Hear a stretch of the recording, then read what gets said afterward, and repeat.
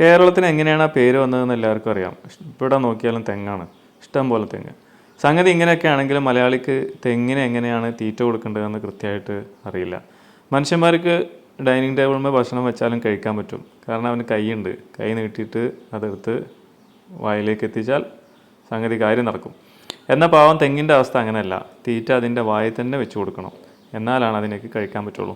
അപ്പോൾ കാര്യത്തിലേക്ക് വരാം. തെങ്ങിന് പ്രധാനമായിട്ട് 2 തരം വേരാണ് ഉള്ളത്. ഒന്ന് അതിനെ വീഴാതെ താങ്ങി നിർത്തുന്ന വേര്, അത് അതിൻ്റെ തെങ്ങിൻ്റെ തടിയോട് അടുത്താണുള്ളത്. രണ്ടാമത്തേത് വളവും വെള്ളവും വലിച്ചെടുക്കുന്ന വേര്. ഈ വേര് ഏകദേശം 1 മീറ്റർ കഴിഞ്ഞാലാണ് സ്റ്റാർട്ട് ചെയ്യുന്നത് തന്നെ. അപ്പോൾ നമ്മൾ സാധാരണ എവിടെയാണ് വെള്ളവും വളമൊക്കെ വെച്ച് കൊടുക്കാറ്? തെങ്ങിനോട് അടുത്താണല്ലോ. പാവം തെങ്ങ് ഈ ഭക്ഷണം വെള്ളം ഒക്കെ 1.2 മീറ്റർ എത്തുന്നത് വരെ അത് കാത്തിരിക്കുക തന്നെ വേണം. അപ്പോൾ നമുക്ക് ഈ മണ്ടത്തരം അവസാനിപ്പിക്കാം. ഏകദേശം 1.2 മുതൽ 2 മീറ്റർ വരെയുള്ള വ്യാസത്തിൽ തടമെടുത്ത് അതിൽ വെള്ളവും വളമൊക്കെ ഒഴിച്ചു കൊടുക്കൂ.